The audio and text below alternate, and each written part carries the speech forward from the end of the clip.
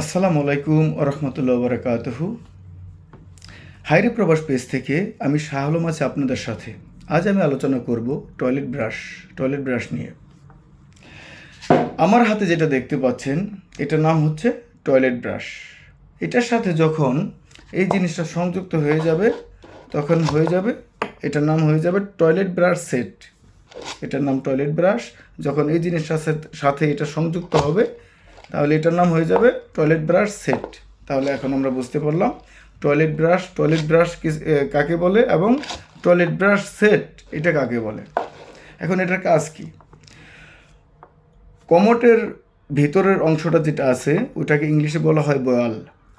বয়াল সাফ করার জন্য এবং বয়ালের উপরিভাগ সাফ করার জন্য এই টয়লেট ব্রাশটা ব্যবহার করা হয়। কমোটের আন্ডারে বয়াল এবং বয়ালের উপরিভাগটা সাফ করার জন্য টয়লেট ব্রাশটি ব্যবহার করা হয়।